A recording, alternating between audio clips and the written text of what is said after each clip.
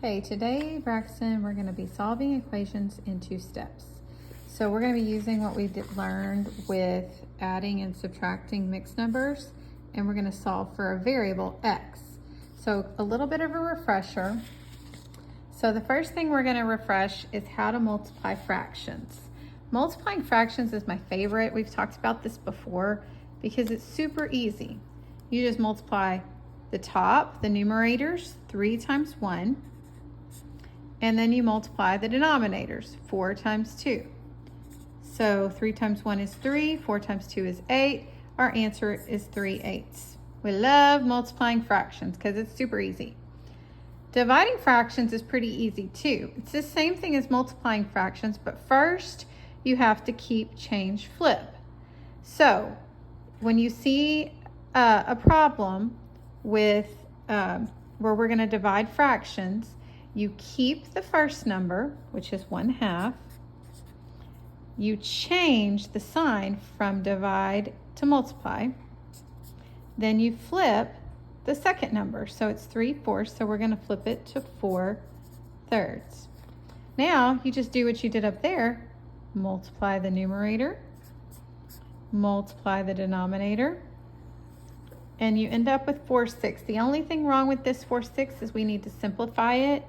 I know that 2 will go into each of them evenly, so I'm going to divide by 2, and I end up with 4 divided by 2 is 2, 6 divided by 2 is 3. These are both prime numbers, so I know that it's just in simplest form. So now let's review 1-step and 2-step equations, okay? So 1-step equation means we're just going to do one thing.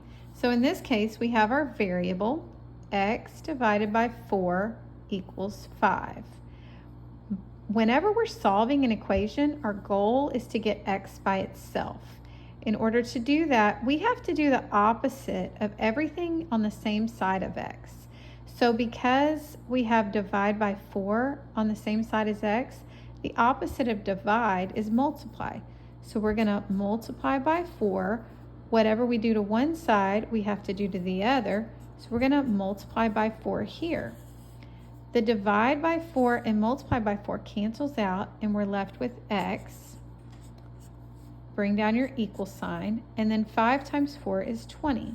So my answer is x equals 20, which makes sense because when we plug it in, 20 divided by 4 equals 5. Yay.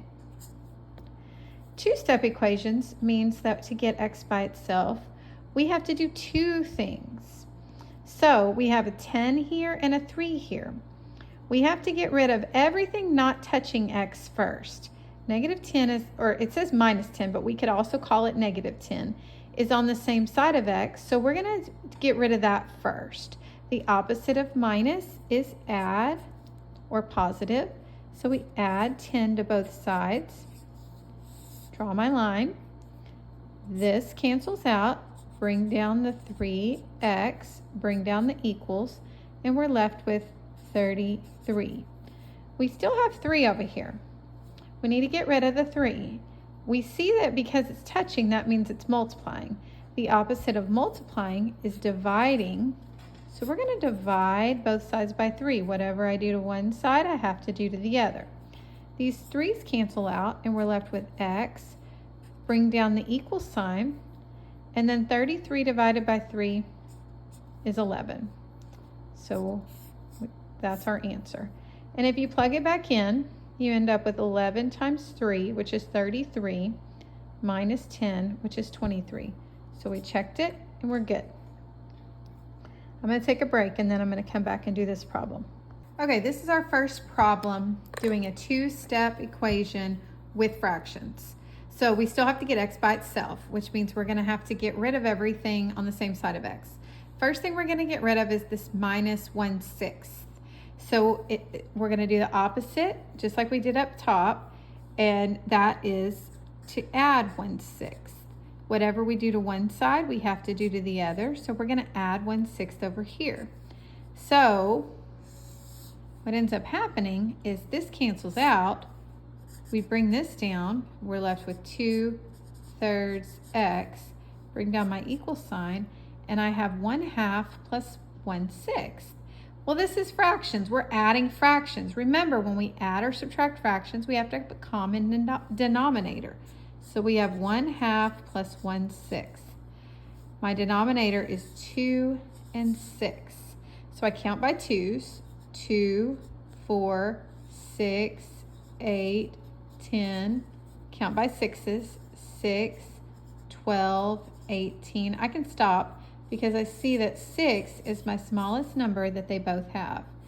So I'm going to just start over and write 2/3 x equals, and then what did I do to 2 to get it to be 6?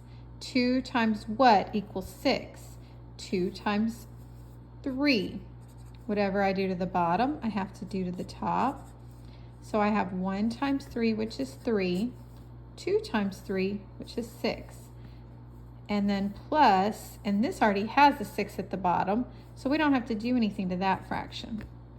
So we have 2/3 x equals 3 plus 1, which is 4. 6, the denominator doesn't change, 4/6.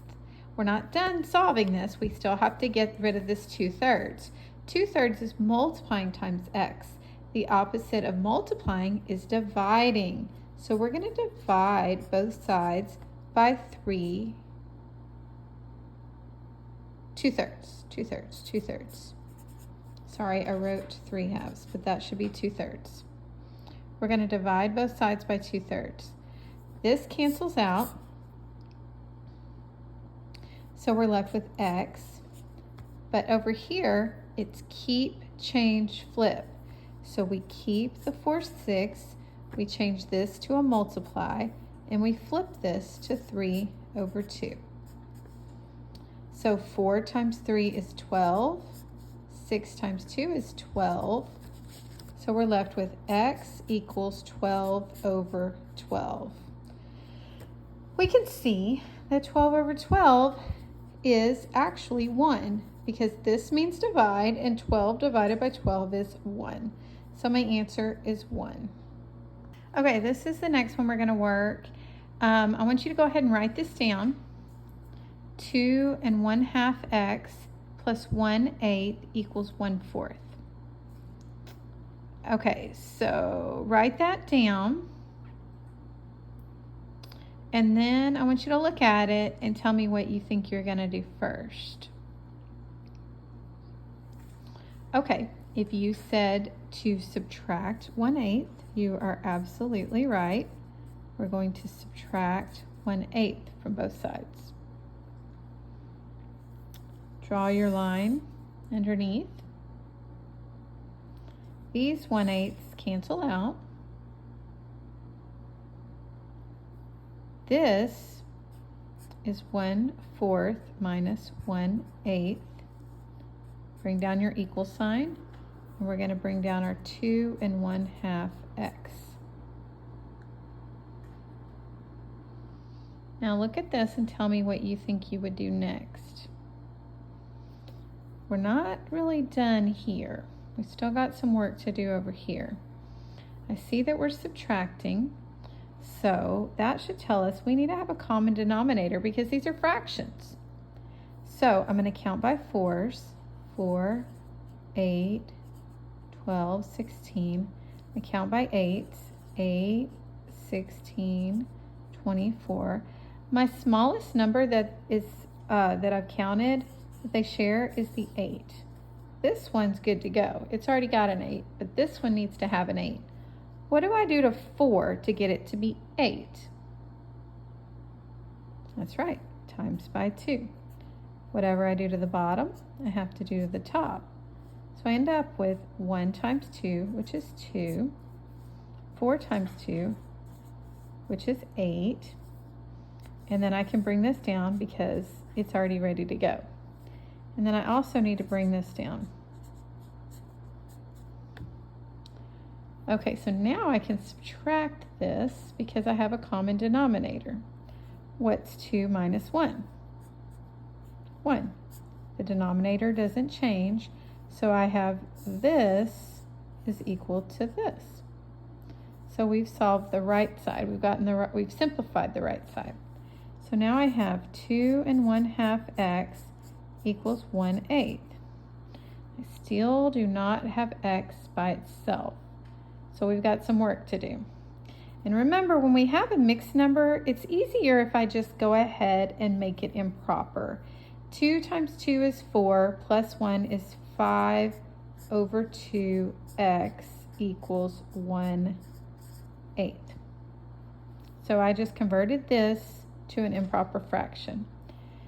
Now, to get x by itself, I have to do the opposite.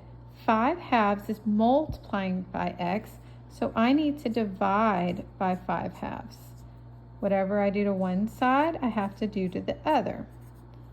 This cancels out. We're left with x. And this is keep, change, flip.